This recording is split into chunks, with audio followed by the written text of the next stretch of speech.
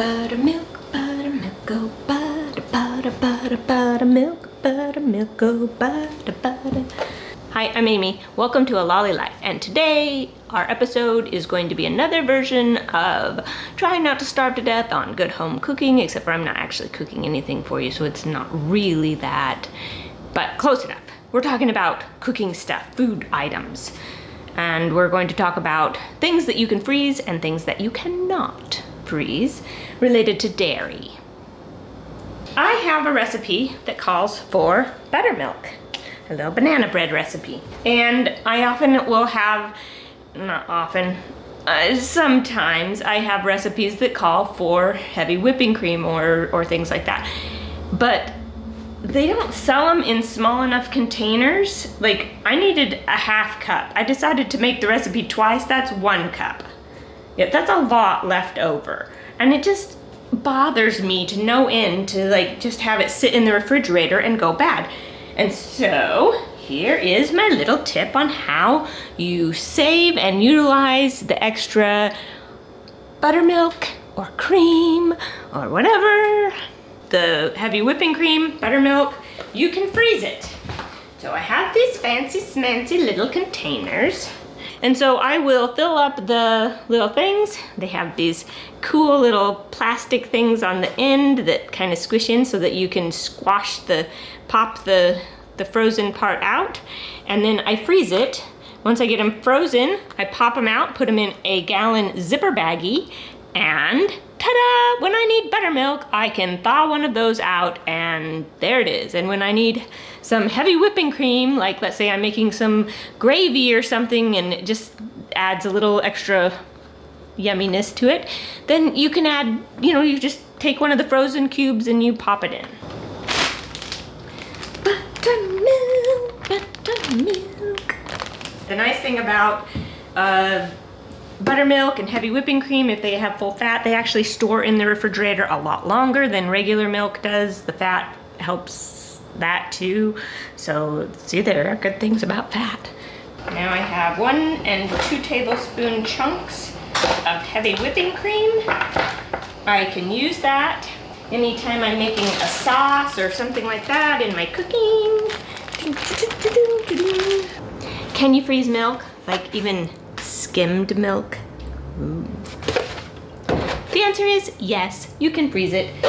Anytime that you freeze milk, you need to make sure that you leave a little space, little headroom at the top, because it will expand, and so you need to leave room for it to expand.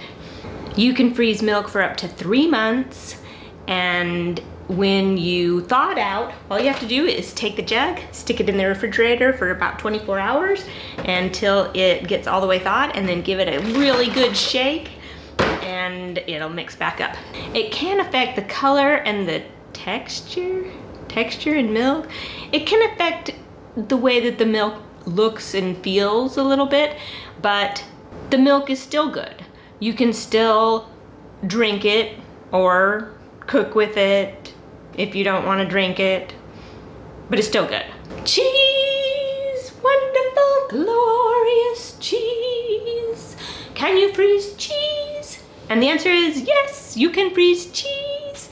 When you freeze cheese in a block form, when you unfreeze it, the cheese ends up being crumbly.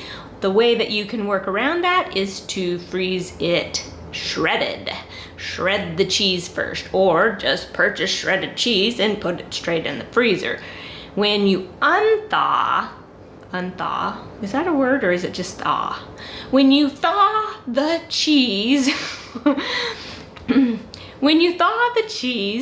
you should put it in the refrigerator for about 24 to 48 hours so that all of the moisture has a chance to reabsorb back into the cheese. Butter.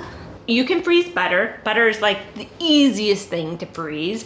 If it is salted butter, this is not a salted butter, but if it is salted butter, then you can freeze it for up to 9 months. If it's unsalted butter, you can freeze it for about 6 months. And so, yeah, salted butter freezes longer. But freezing butter, super, super easy.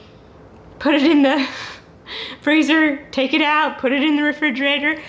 A little side note that if you want to use frozen butter before you have a chance to thaw it, you could use a cheese grater and like grate it. Yeah, okay, that's not a helpful tip. It's a tip, but it's not necessarily a helpful tip. What about sour cream?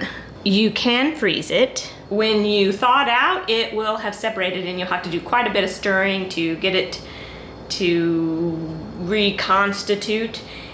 I find that freezing sour cream, I generally just don't do it. However, if I have sour cream in something like, say, a casserole or something, and I'm freezing the casserole, freezes just fine, no problem. A yogurt. Can you freeze yogurt? And the answer is no. Well, not really. A yogurt that's actually good for you and has live cultures and things, when you freeze it, it can affect the live cultures and the texture of the yogurt, and it's just not as good.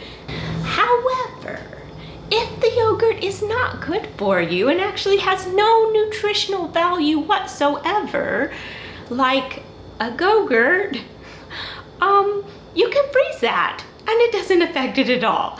As a matter of fact, one thing that we have done is we'll take the Go-Gurt, stick them in the freezer when my boys were in school, and we would take a frozen Go-Gurt, put it in the lunchbox, and it would keep the lunch cool until lunchtime, and it would be thawed, and it ate up just fine. But again, there's no nutritional value in a Go-Gurt. It just kept the lunchbox cold, and my boys tend to like the taste of it. So, you cannot freeze yogurt, or at least not successfully if it has any nutritional value or live cultures. Oh, are you still here? Yeah, so we're done with the episode so that I can now eat my cookie. See ya later, alligator.